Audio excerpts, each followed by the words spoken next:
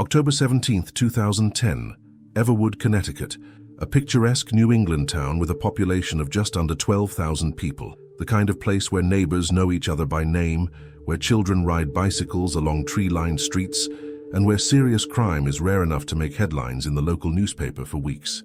But on this crisp autumn evening, as the sun set over the rolling hills surrounding the town, the Whitman family home at 47 Lakeview Drive became the epicenter of a case that would shatter Everwood's sense of security forever.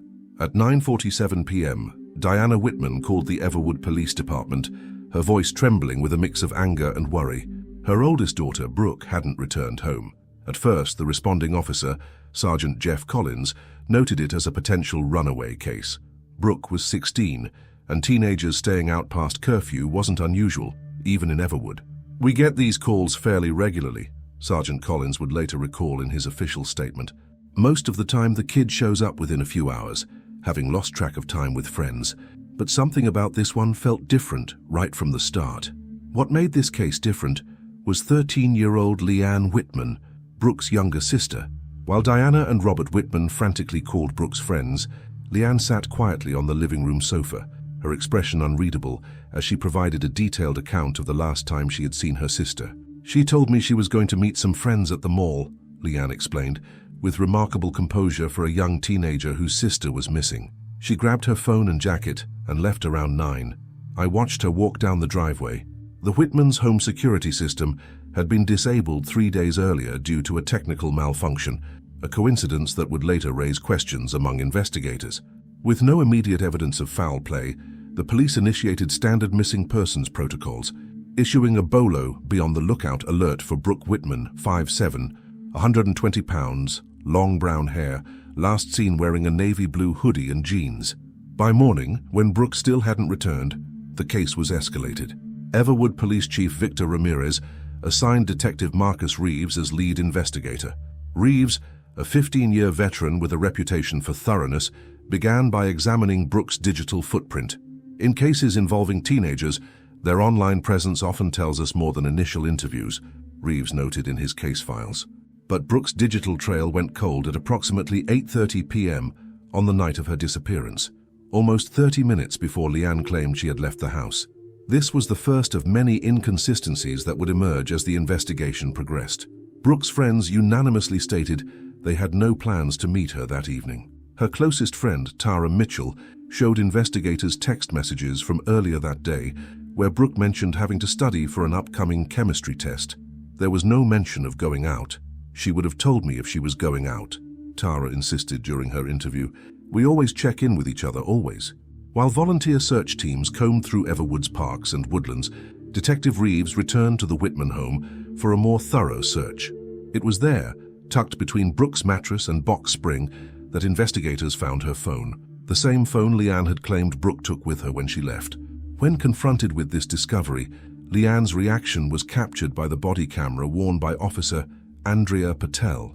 The footage, which would later become crucial evidence, showed Leanne's brief but noticeable flash of surprise, quickly masked by confusion. "That's impossible," she said, her voice steady despite the damning contradiction. "I saw her put it in her pocket. Maybe she came back and I didn't notice." The discovery prompted Detective Reeves to request a more comprehensive search warrant for the Whitman residence. What had begun as a missing persons case was now showing troubling signs of something far more sinister. As search teams expanded their radius into the surrounding forests and the shores of Lake Everwood, forensic technicians meticulously examined the Whitman home. Luminol testing revealed faint traces of blood in the upstairs bathroom drain. Not enough for a conclusive match, but enough to raise alarm. The bathroom had been recently cleaned, according to Diana Whitman, by Leanne the morning after Brooke's disappearance. "She's never volunteered to clean a bathroom before," Diana told investigators, the realization of what this might mean visibly washing over her face during the recorded interview. "I thought she was just trying to help, because we were all so stressed about Brooke." 5 days into the investigation, the case took another turn when a K9 unit traced Brooke's scent from the house to the edge of the property, where it abruptly ended near the family's garage. This contradicted Leanne's account of watching her sister walk down the driveway toward town. The media coverage intensified. Local news stations broadcast hourly updates. Brooke's face appeared on flyers throughout the county. The hashtag #FindBrookeWhitman trended on social media platforms. The community rallied, holding candlelight vigils and organizing additional search parties. Through it all, Leanne maintained her composure, participating in interviews with a level of articulation unusual for her age. In one particularly telling moment during a press conference, when her parents broke down in tears pleading for information about their daughter, Leanne stood stoically beside them, her eyes dry and focused on something in the distance. Behavioral analysts brought in from the State Bureau noted this disconnect. Her affect is notably flat for someone experiencing trauma, read their preliminary assessment. While this could be a coping mechanism, it bears further observation. On day 7, Detective Reeves obtained a warrant to search Leanne's personal belongings more thoroughly. Hidden inside a hollowed-out copy of The Secret Garden on her bookshelf, officers discovered a diary with a small brass lock. The most recent entry was dated October 16th, the day before Brooke's disappearance. The diary painted a disturbing picture of the relationship between the sisters. While the Whitmans had presented their daughters as close, Leanne's private thoughts revealed intense jealousy and resentment. "She gets everything," one entry read. "The attention, the praise, the friends. Mom and Dad think she's so perfect. Nobody sees who she really is. Nobody sees me at all when she's around." Another entry, written just 3 weeks before Brooke's disappearance, contained a chilling line that investigators couldn't ignore. "Sometimes I think about how quiet it would be if Brooke just disappeared, how peaceful, how everyone would finally see me." When Detective Reeves brought the diary to the attention of Diana and Robert Whitman, their reaction was one of disbelief and horror. "This can't be our Leanne," Diana insisted, though the handwriting matched samples from Leanne's school assignments. Robert Whitman, who had remained stoic throughout much of the investigation, broke down. "We knew they had normal sister fights, but nothing like this. Nothing that would explain this." He couldn't bring himself to articulate the growing suspicion that his younger daughter might be involved in his older daughter's disappearance. As the investigation reached its 10th day, the focus had shifted significantly. Leanne was now being questioned more intensively, though still as a witness rather than a suspect due to her age. Her story began to show cracks under the pressure of mounting evidence. When asked why she had lied about Brooke taking her phone, Leanne claimed she must have been mistaken. When confronted with the contradicting canine evidence, she suggested Brooke might have changed her mind and gone a different way. For each inconsistency, she had an explanation that, while plausible in isolation, created an increasingly implausible narrative when viewed as a whole. The weather had turned colder, with the first frost of the season covering Everwood in a brittle white blanket. Hope of finding Brooke alive was fading among the search teams, though officially, the operation remained a rescue mission rather than a recovery effort. It was on this 10th morning, as dawn broke over the eastern hills, that a team of volunteers searching the more remote areas of Everwood State Park made the discovery everyone had been dreading. In a shallow ravine, partially concealed by fallen leaves and branches, lay the body of a teenage girl. The discovery site was approximately 3 miles from the Whitman home, a walkable distance, but through dense woodland that would be challenging to navigate in darkness. The area was quickly cordoned off, transforming from search site to crime scene in a matter of minutes. By noon, dental records had confirmed what everyone already feared. They had found Brooke Whitman. She had not run away. She had not gone to meet friends. And according to the medical examiner's preliminary assessment, she had died within hours of her reported disappearance.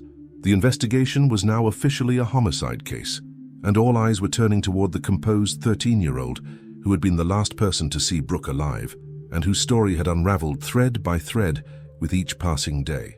As Detective Reeves prepared to deliver the devastating news to the Whitman family, he reviewed the growing file of evidence pointing toward Leanne. But the most damning piece was yet to be discovered: microscopic evidence collected from beneath Brooke's fingernails during the autopsy. Evidence that would link directly to the person responsible for her death. The case was about to take its most shocking turn yet, as the truth about what really happened on the night of October 17th began to emerge from the shadows of lies and deception that had surrounded it from the beginning. The discovery of Brooke Whitman's body transformed Everwood overnight. Yellow police tape cordoned off sections of the state park. The small police department, unaccustomed to homicide investigations, requested assistance from the State Bureau. News vans from Hartford, Boston, and even New York lined the town's main street. Everwood had become the epicenter of a tragedy that captivated the nation.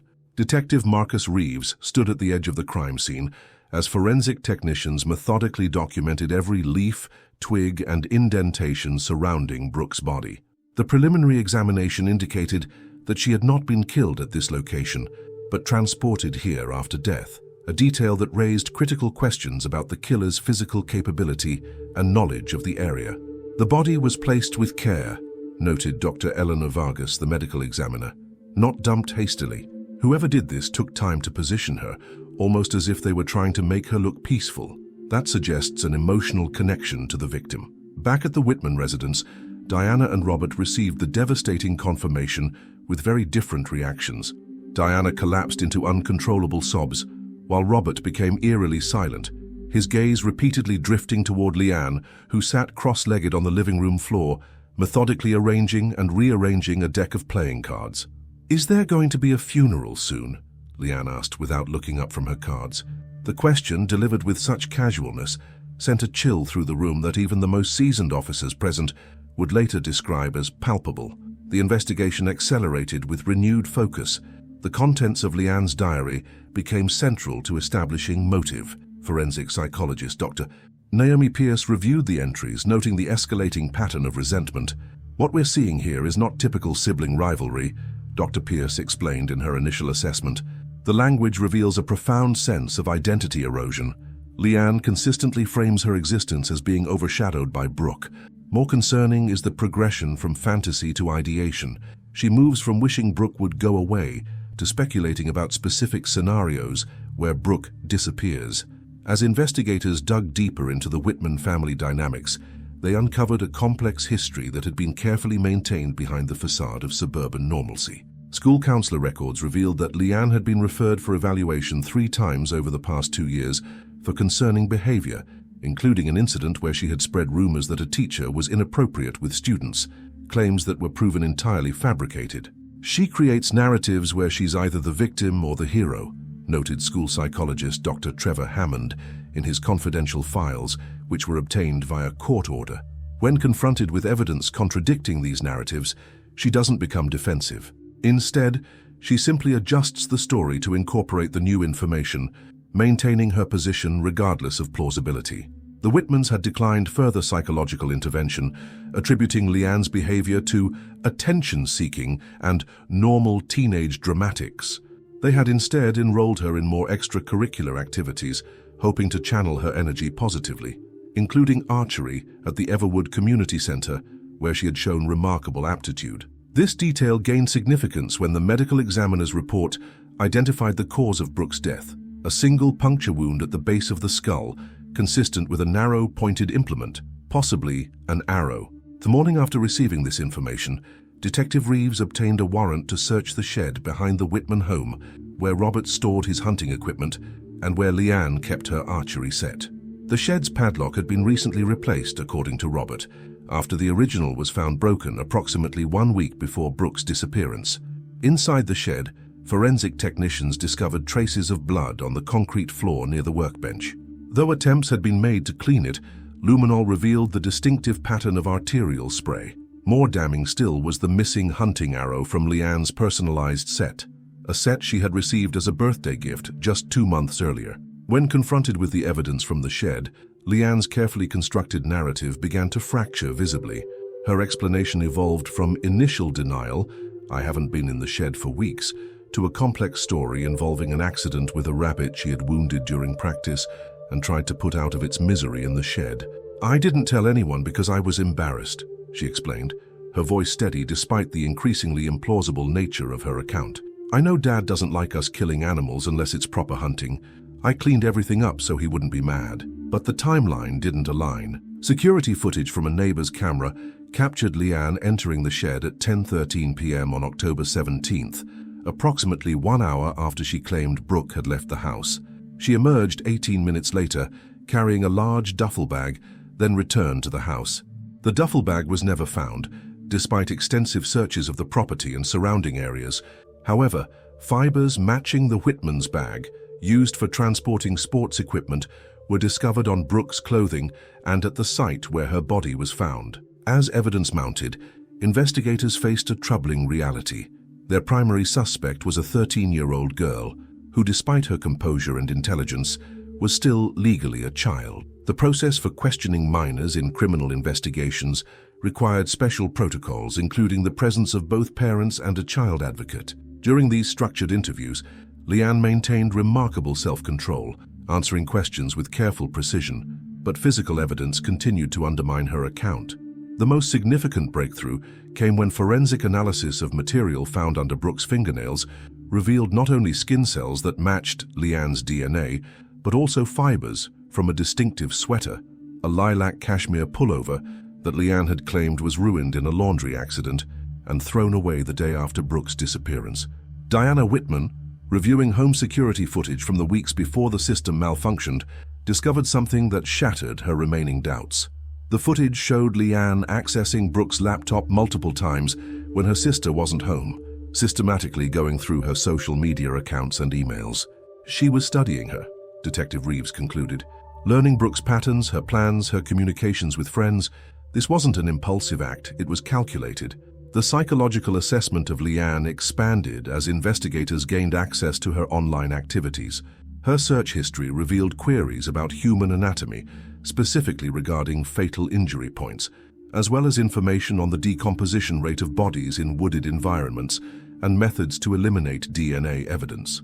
28 days into the investigation, with the evidence overwhelming, the district attorney's office made the difficult decision to charge Leanne Whitman with first-degree murder, an exceptional step given her age, but one supported by the methodical nature of the crime and evidence of premeditation. The community's reaction was complex. Many refused to believe that a child could commit such a calculated act. Others, particularly those who had witnessed Leanne's behavior over the years, expressed less surprise. Brooke's friends organized memorials, sharing stories of how she had often seemed protective of her younger sister, making excuses for Leanne's odd behavior and intervening when social situations became tense. "Brooke always said we needed to be patient with Leanne," Tara Mitchell revealed in a statement to investigators. She said Leanne had a different way of seeing the world and needed extra understanding. "Looking back now, I think she was afraid of her." As the case against Leanne solidified, a disturbing new piece of evidence emerged. A composition notebook found hidden in the ventilation system of Leanne's bedroom contained detailed sketches of the ravine where Brooke's body was discovered, sketches dated 3 weeks before the murder. The same notebook contained what appeared to be rehearsed explanations for various scenarios, including what to say if Brooke's phone was found in the house or if someone had seen her in the shed that night. The psychological profile of Leanne Whitman was evolving from troubled teen to something far more concerning. Dr. Naomi Pierce expanded her assessment, identifying patterns consistent with developing psychopathic traits: superficial charm, lack of empathy, calculated manipulation, and an inability to accept responsibility. "What makes this case particularly disturbing," Dr. Pierce noted, "is not just the act itself but the level of planning we're seeing in someone so young. This suggests these behavioral patterns have been developing for years, possibly from early childhood." As investigators prepared for the pre-trial hearings, they knew the case would hinge not just on the physical evidence, which was substantial, but on establishing Leanne's capacity to understand the nature and consequences of her actions. The question looming over the investigation had shifted from, "Did she do it?" to "How do we address the threat posed by a killer who, in the eyes of the law, is still a child?" The answer would challenge the judicial system, the community of Everwood, and our collective understanding of how early the capacity for calculated violence can manifest, and what warning signs might have been missed along the way. The discovery of Brooke Whitman's body had answered one devastating question, but opened the door to countless others.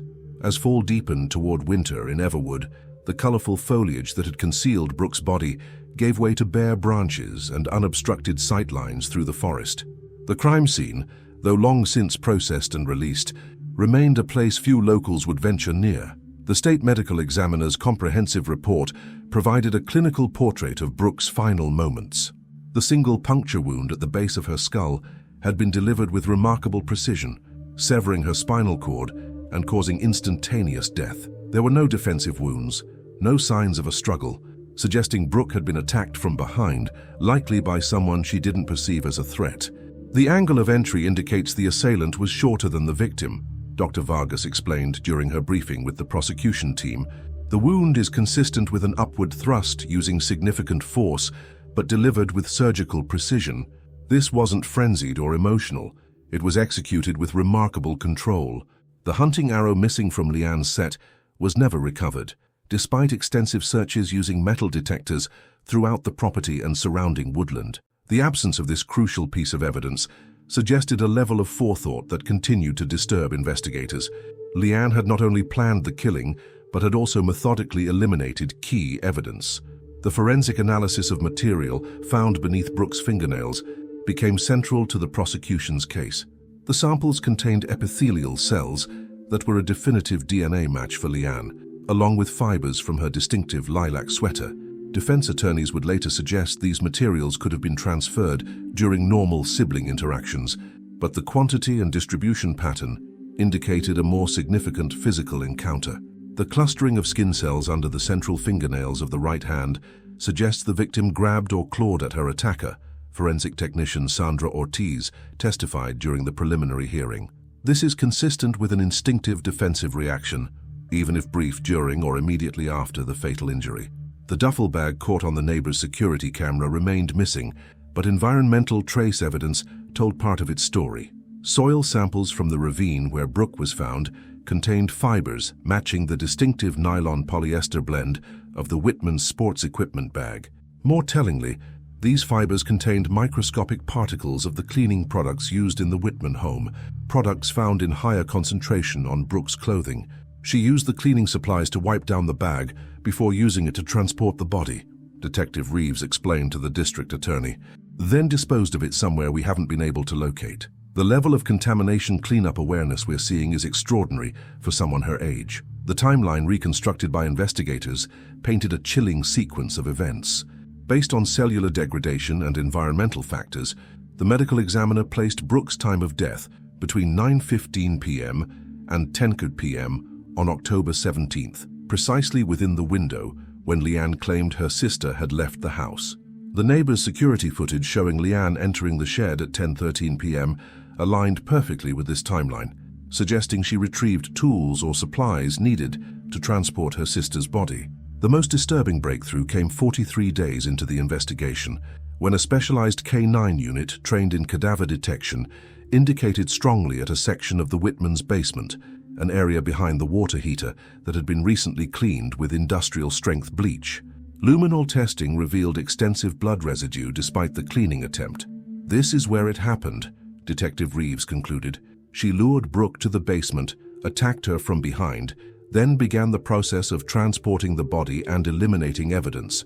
But what could make a 13-year-old girl commit such a calculated act against her own sister? The psychological assessment of Leanne Whitman expanded as Dr. Naomi Pierce gained access to previously sealed juvenile records and conducted extensive interviews with teachers, former friends, and extended family members. A pattern emerged of escalating concerning behaviors dating back to early childhood. At age 5, Leanne had systematically destroyed a collection of dolls belonging to a cousin who had received more attention at a family gathering. At 7, following the birth of a neighbor's baby that had diverted attention from her, she had fabricated elaborate stories about being mistreated by the new mother. By 10, school records documented multiple instances of her spreading damaging rumors about classmates who outperformed her academically or socially. What we're seeing is a consistent pattern of perceived status threat, followed by elimination attempts, Dr. Pierce explained. When Leanne feels her position as the center of attention is threatened, she doesn't compete constructively. She removes the competition through various means: social sabotage, fabricated victimhood, and now, ultimately, violence. Brooke, by all accounts, had been a natural focus of attention. Academically gifted, socially adept, and recently accepted to a prestigious summer program at Yale that had generated significant praise from family and community members. In the weeks leading up to her death, she had also begun dating Mason Hargrove, a senior whom Leanne had previously expressed interest in. It was like watching a pressure cooker, Tara Mitchell recalled during her extended interview. Every time Brooke achieved something, you could see Leanne just calculating. She'd smile and congratulate her, but there was nothing behind her eyes, nothing real. The composition notebook found in Leanne's ventilation duct revealed not just physical plans for the murder, but psychological preparation as well. Pages documented conversations she had rehearsed, emotions she should display at appropriate moments, and specific phrases to use when questioned. One particularly disturbing entry read, "Remember to ask about the funeral. Normal people wonder about funerals. Look sad but not too sad. Think about that time the hamster died." As the case prepared to move to trial, the question of Leanne's competency became central. Despite her age, the prosecution argued that the methodical nature of the crime, extensive premeditation, and sophisticated attempts to eliminate evidence demonstrated an adult level of comprehension regarding both the nature and consequences of her actions. The defense team, led by renowned juvenile advocate attorney Eleanor Ripley, constructed a counter-narrative focused on Leanne's developmental psychology. They presented expert testimony, suggesting that Leanne's behavior stemmed from untreated attachment disorders originating in early childhood, exacerbated by perceived parental favoritism toward Brooke. This is a child responding to emotional neglect in the only way her developing mind could conceive, Ripley argued during pre-trial motions. Her ability to plan doesn't equate to moral comprehension or emotional maturity. The debate extended beyond the courtroom and into the community. Everwood became divided between those who viewed Leanne as a calculating killer who happened to be young, and those who saw her as a profoundly damaged child whose actions reflected systematic failures of the adults responsible for her development and mental health. Diana and Robert Whitman found themselves in an unimaginable position, grieving one daughter while facing the prospect that another might spend her formative years in juvenile detention. Their marriage, already strained before the tragedy, collapsed under the weight of mutual recrimination and guilt. Robert moved out of the family home 67 days after Brooke's body was found. "How did we not see this coming?" Diana asked Detective Reeves during a follow-up interview. "Were there signs we missed? Could we have prevented this?"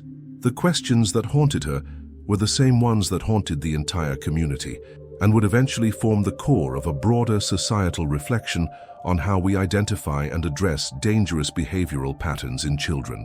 As the prosecution built its case, they faced a significant challenge, establishing a clear motive that a jury would find comprehensible. The psychological concepts of pathological jealousy and narcissistic injury were complex, even when applied to adults. Applied to a 13-year-old, they risked appearing abstract and academic. Compared to the concrete horror of the crime itself, the breakthrough came from an unexpected source. Leanne's online activities, recovered from devices seized during the investigation, revealed extensive research into true crime cases, particularly those involving young offenders who had successfully manipulated the juvenile justice system to receive minimal consequences. She wasn't just planning a murder, Assistant District Attorney Caroline Mendez observed. She was planning to get away with it by exploiting her age and the system's reluctance to view children as capable of premeditated violence. This discovery shifted the prosecution's approach. Instead of focusing solely on proving Leanne's guilt, which the physical evidence already established convincingly, they began building a case that her actions demonstrated a sophisticated understanding of legal consequences and a deliberate attempt to exploit systemic leniencies, factors that supported trying her case outside the juvenile system despite her age. As winter settled over Everwood and the preliminary hearings approached, the case had evolved far beyond the tragic death of one teenage girl. It had become a mirror reflecting uncomfortable questions about how we understand childhood development, criminal responsibility, and the boundaries of justice when the perpetrator is still legally a child. The community that had once gathered for candlelight vigils now gathered in painful self-examination, wondering what collective blind spots had allowed this tragedy to unfold in their midst.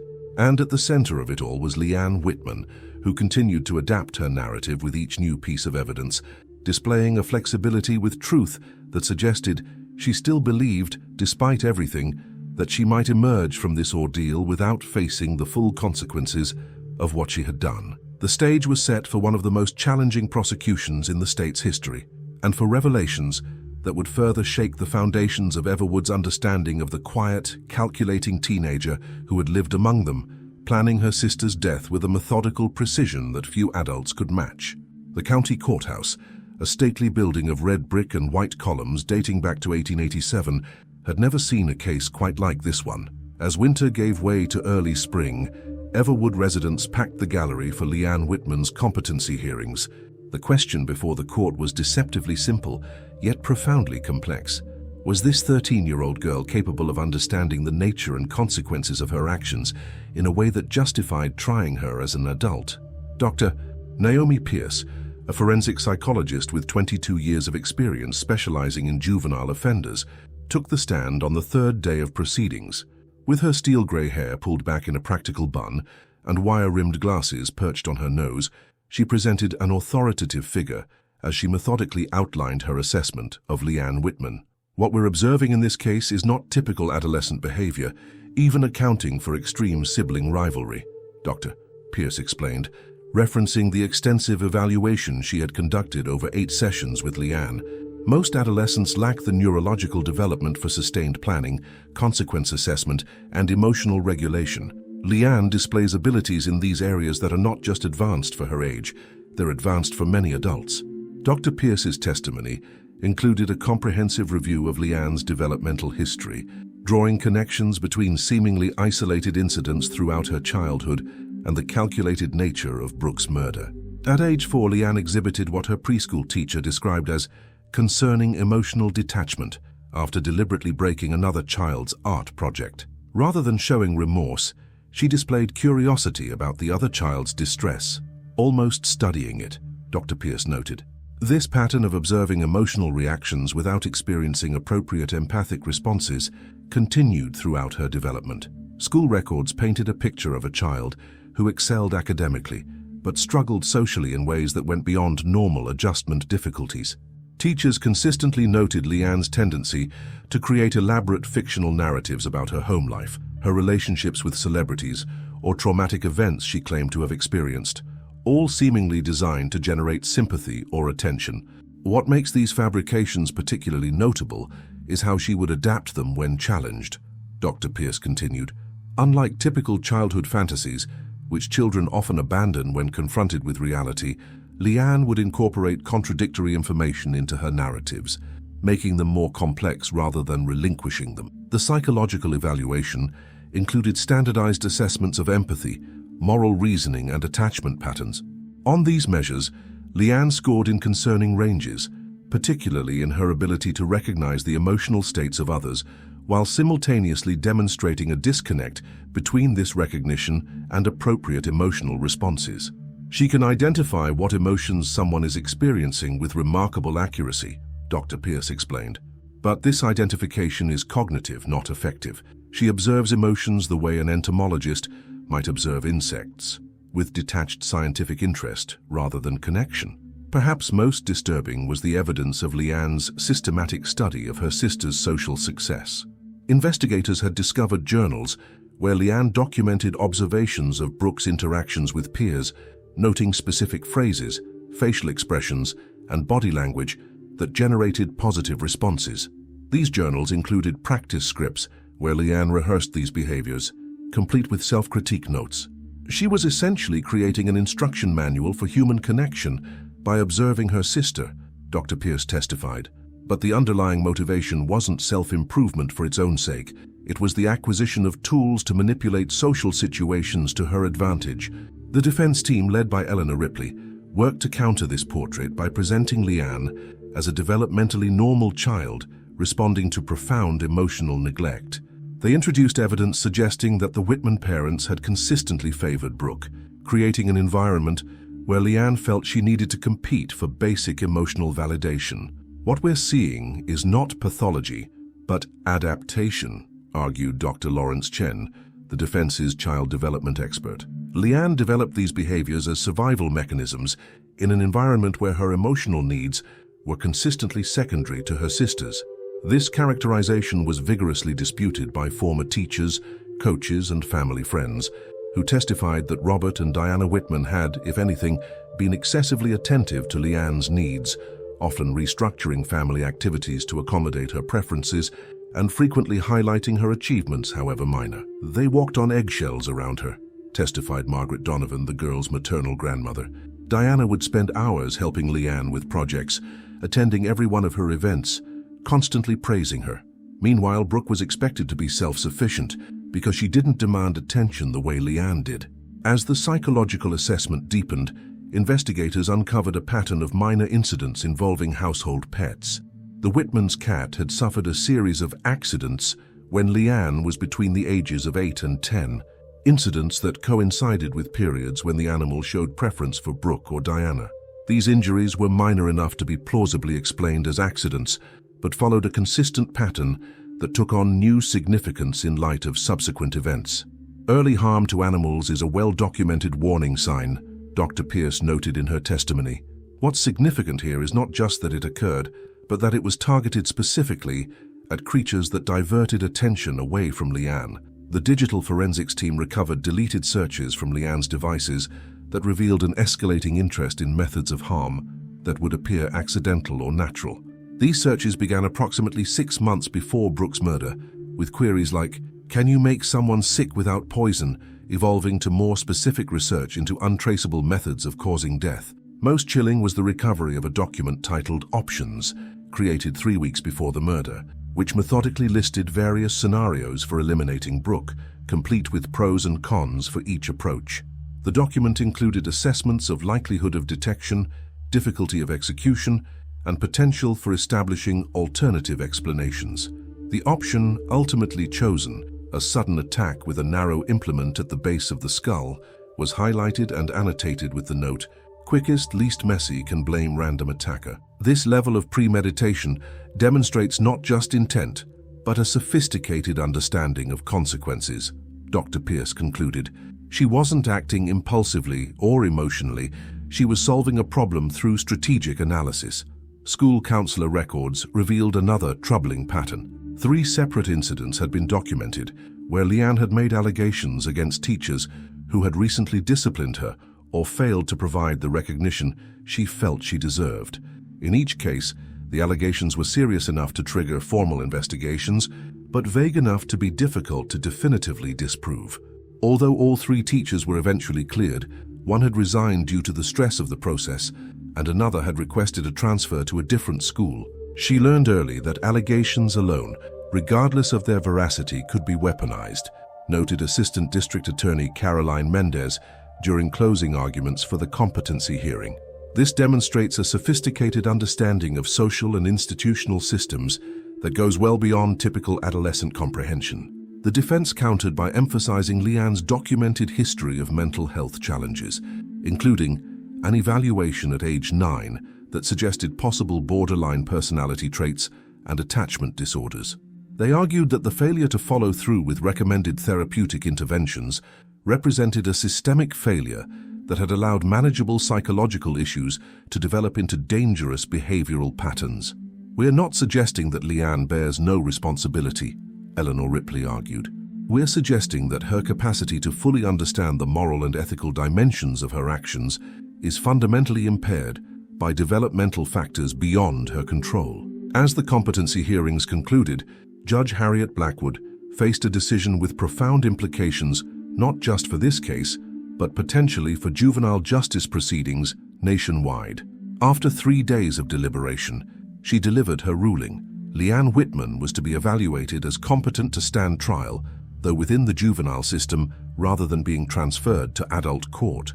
The evidence suggests a level of calculation and understanding that exceeds typical adolescent capacity, Judge Blackwood wrote in her decision. However, the court cannot ignore the fundamental neurological and developmental realities of adolescence, regardless of individual precocity in certain cognitive domains. This hybrid approach reflected the unprecedented nature of the case, acknowledging both Leanne's advanced understanding and the legal system's responsibility to account for her age.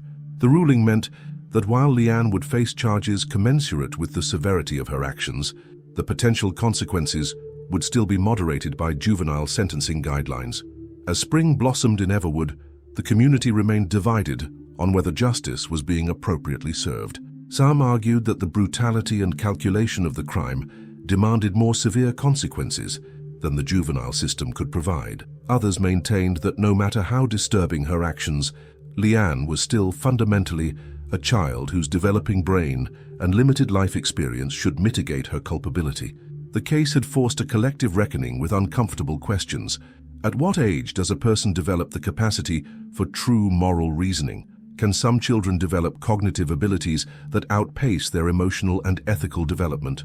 And how should society respond when faced with extreme violence from those we instinctively view as requiring protection rather than punishment? As the trial date approached, these questions hung over Everwood like the heavy spring thunderclouds that rolled in from the western hills. And at the center of this philosophical and legal storm sat Leanne Whitman, now 14, watching the proceedings with the same analytical detachment that had characterized her observation of human emotion throughout her young life, studying, adapting, and calculating her next move in a system she had already demonstrated a disturbing ability to manipulate. On May 17, 2011, exactly 7 months after Brooke Whitman's disappearance, the juvenile court proceedings against Leanne Whitman began. The courthouse steps were crowded with media representatives from across the country, drawn by the case's disturbing combination of youth, premeditation, and familial violence. Though juvenile proceedings are typically closed to the public, Judge Blackwood had made the exceptional decision to allow limited media access, citing the significant public interest and educational value of the case. Inside the courtroom, the atmosphere was tense as Assistant District Attorney Caroline Mendez delivered her opening statement. She stood before the judge, her posture straight and authoritative, as she methodically outlined the prosecution's case.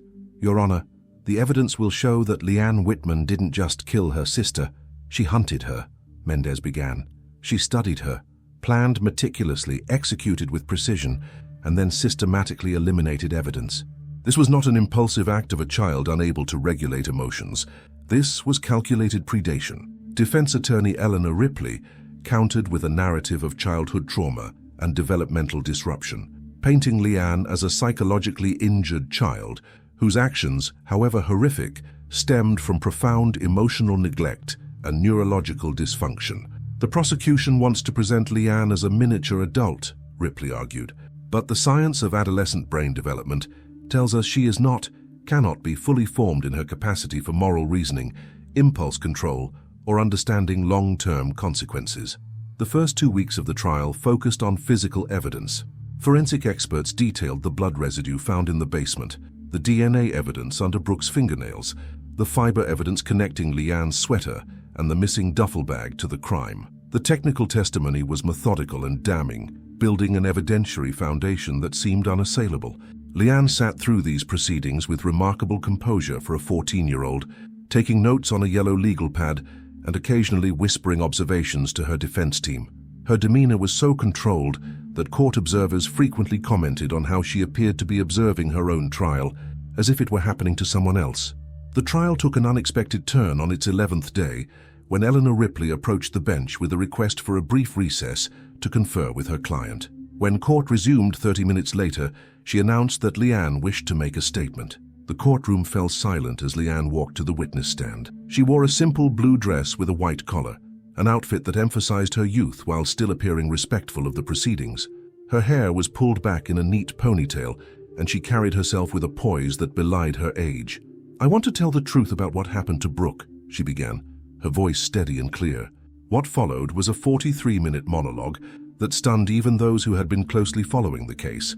Leanne described with clinical precision how she had come to view Brooke as an existential threat to her sense of self and position within the family. She detailed the evolution of her resentment, beginning with minor irritations and culminating in what she termed the realization that only one of us could truly exist in the space we shared.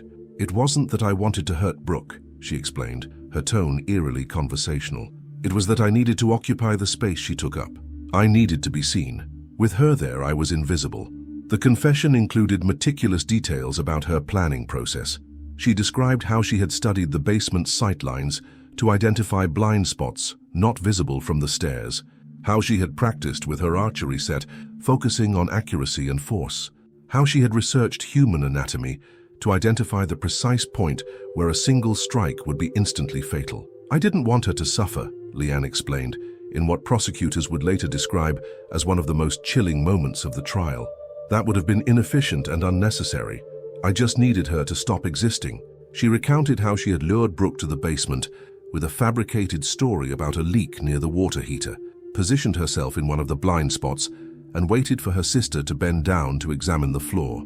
The actual attack was described with the same detached precision as the planning, a single, forceful upward thrust with the hunting arrow at the exact point where the skull meets the spine. She didn't make a sound, Leanne recalled. She just collapsed. I caught her before she hit the floor. I didn't want the noise to alert our parents. The next phase of her confession detailed the cleanup and body transportation with the same methodical approach. She described cleaning the basement with bleach, changing clothes, and using the duffel bag to move Brooke's body to the shed. She had waited until her parents were asleep before transporting the body to the ravine in Everwood State Park, a location she had selected weeks earlier for its soil composition and remote position. The soil there is acidic and promotes faster decomposition, she explained, and the position relative to drainage patterns meant scent would be dispersed rather than concentrated, making it harder for search dogs to detect. The duffel bag, she revealed, had been disposed of in a construction dumpster at a development site in a neighboring town, a temporary disposal point that had been emptied and its contents transferred to a landfill before investigators began searching for it.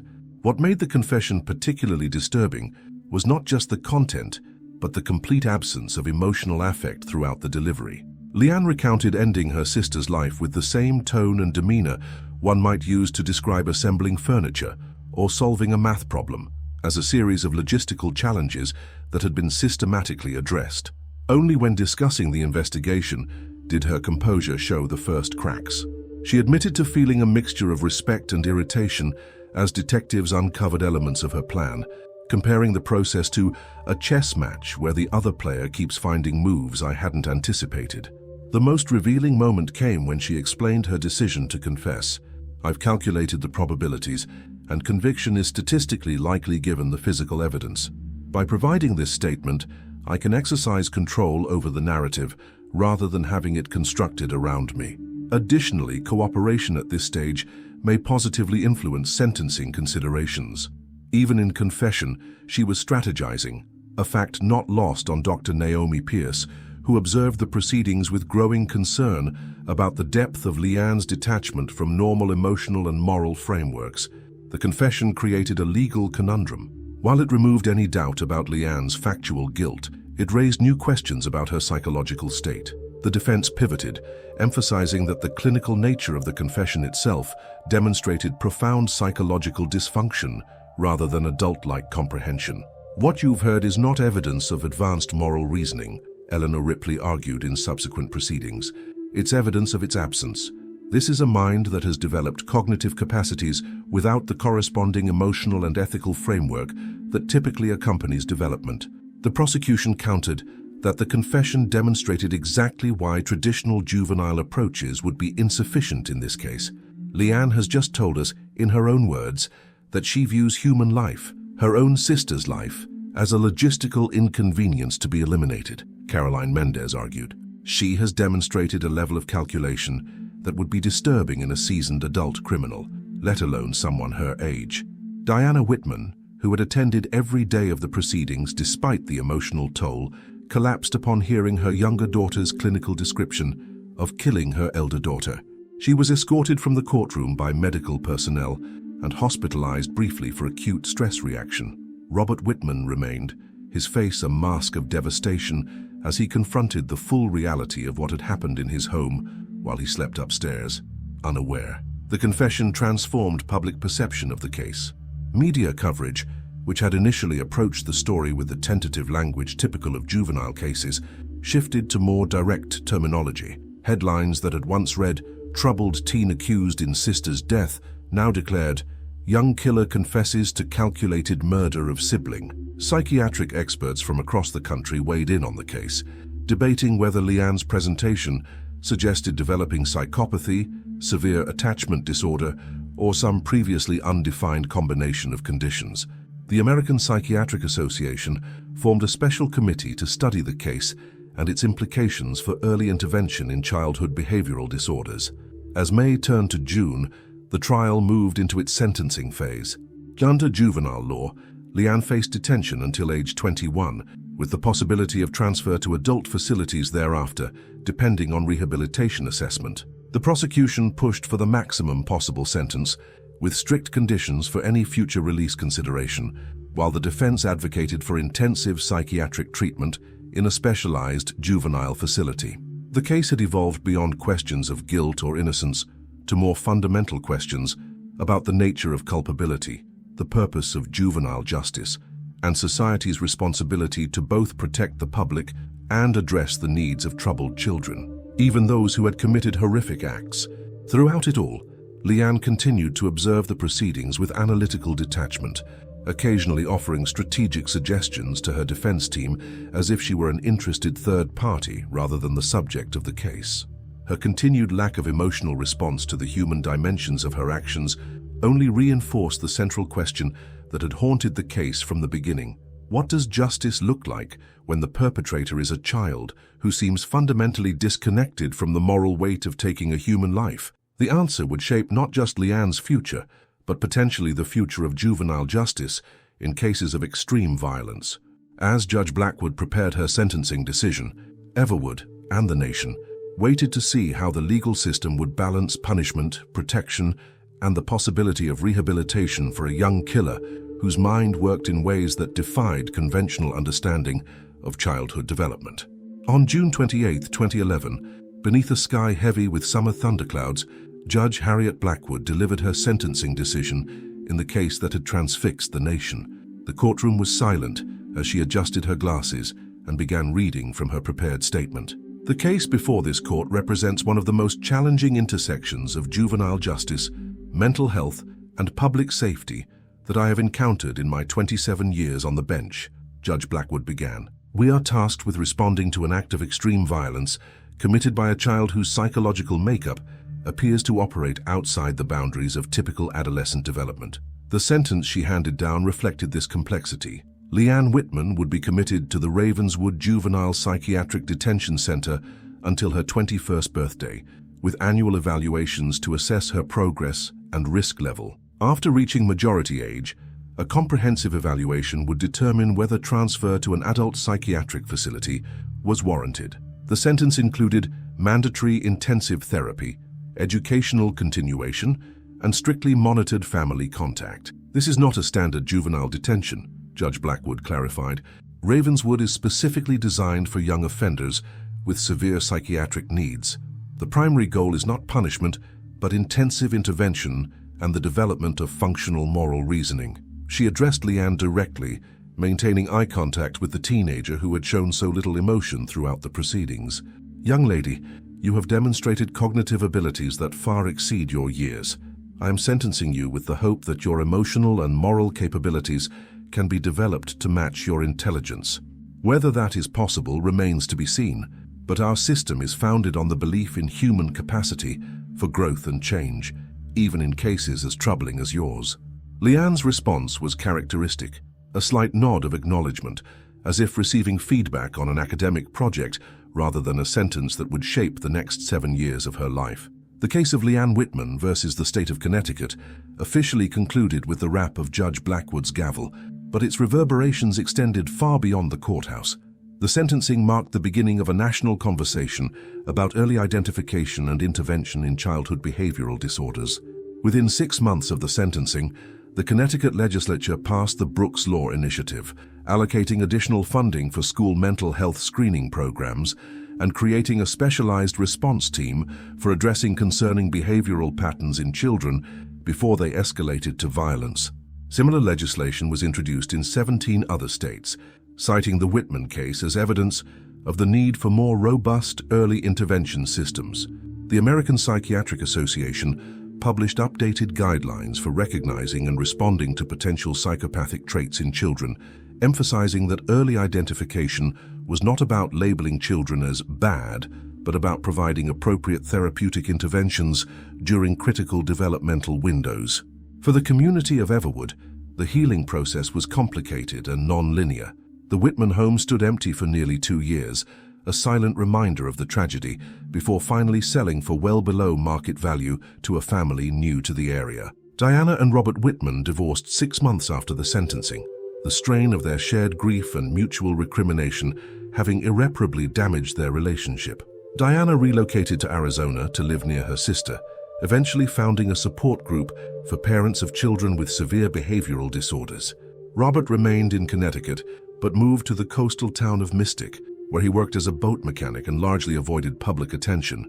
Neither maintained regular contact with Leanne during her initial years at Ravenswood, though Diana eventually began exchanging monthly letters with her remaining daughter as part of her own healing process. Dr. Naomi Pierce, whose psychological assessment had been central to the case, published a landmark paper on what she termed affective developmental asynchrony, a condition where cognitive and intellectual development significantly outpaces emotional and moral development, creating a dangerous imbalance in behavioral regulation. The Whitman case became a frequently cited example in psychiatric literature, spawning dozens of academic studies and several books examining the intersection of adolescent brain development, trauma, and violence. At Ravenswood, Leanne initially approached her therapeutic program with the same analytical detachment she had shown throughout her trial, engaging intellectually while remaining emotionally distant. Progress reports during her first 18 months described her as cooperative but not connected, intellectually engaged but effectively remote, and strategically compliant rather than genuinely invested. A breakthrough of sorts occurred during her third year at the facility when Leanne was 16. Dr. Marcus Feldman, the psychiatric director at Ravenswood, introduced an innovative therapy program combining cognitive behavioral techniques with neurofeedback and guided emotional recognition exercises. For the first time, staff observed what appeared to be genuine emotional responses from Leanne, particularly during sessions focused on understanding the impact of her actions on others. "It's like watching someone learn a foreign language," Dr. Feldman noted in his assessment. "There's a mechanical quality to it initially, but we're seeing signs of authentic integration beginning to occur. Whether this represents fundamental neurological restructuring or simply more sophisticated adaptation remains an open question." The case continued to generate public interest and media coverage, particularly around milestones such as Leanne's 16th birthday and the 5-year anniversary of Brooke's death. A documentary film titled The Unseen Child: The Leanne Whitman Case won critical acclaim at the Sundance Film Festival, focusing not on the sensational aspects of the crime, but on the systemic failures in identifying and addressing dangerous behavioral patterns in children. The film featured interviews with teachers who had noticed concerning behaviors but lacked institutional frameworks for appropriate response, mental health professionals discussing the challenges of diagnosing personality disorders in developing children, and families who had faced similar struggles with children exhibiting extreme behavioral problems. Notably absent were any interviews with the Whitman family, who declined to participate despite multiple requests. By 2016, as Leanne approached her 19th birthday, her case had become a touchstone in juvenile justice reform discussions nationwide.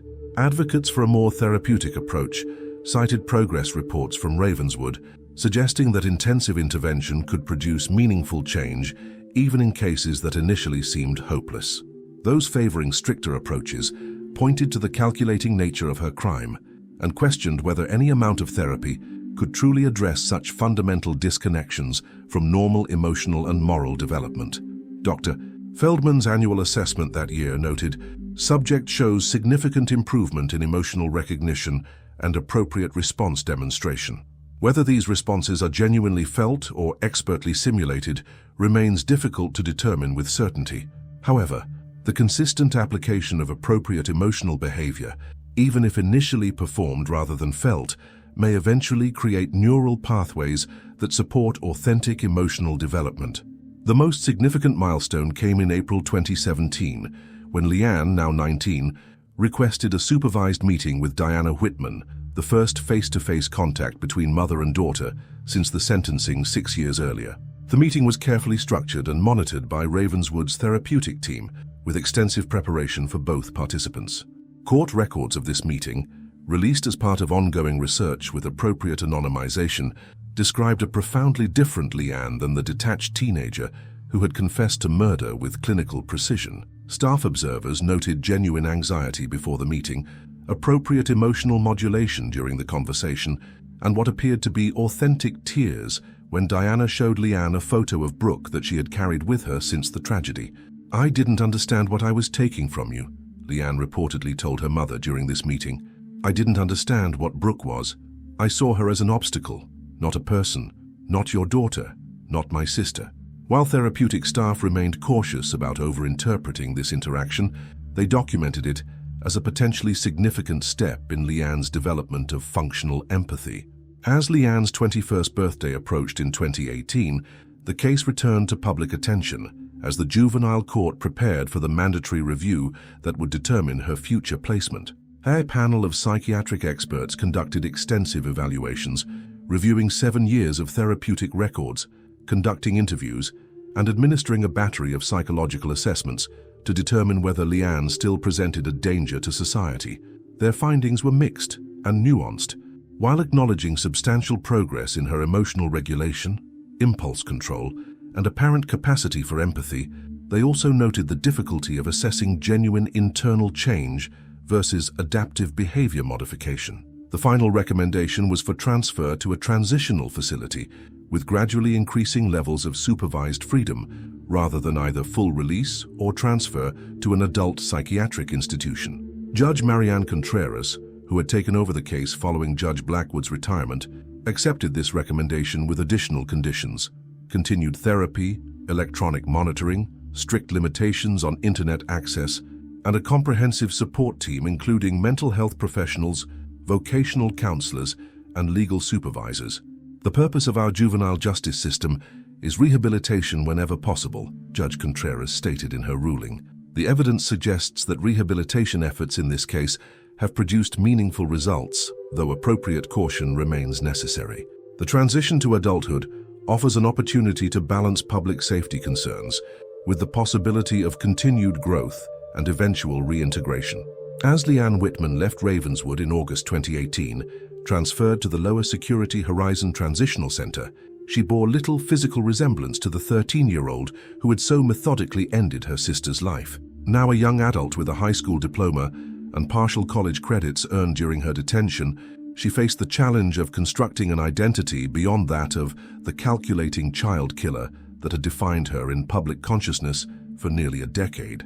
The legacy of the case extended far beyond Leanne herself. Schools across the country had implemented more sophisticated behavioral assessment protocols. Parents and teachers had become more attuned to the warning signs that had been missed in Leanne's case. Mental health resources for children showing concerning behavioral patterns had expanded significantly, though advocates continued to argue that much more was needed. For the people of Everwood, life had gradually returned to a semblance of normalcy, though the community remained forever changed by the tragedy that had unfolded within its borders.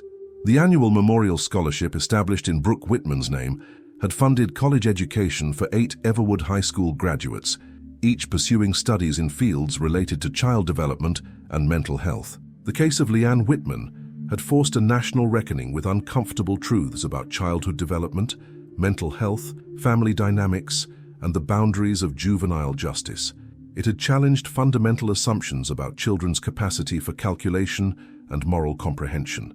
And it had raised profound questions about rehabilitation, redemption, and the possibility of genuine change. Questions that continued to resonate as Leanne began the carefully supervised process of reintegration into a society still struggling to understand the mind of the child she had been and the woman she had become.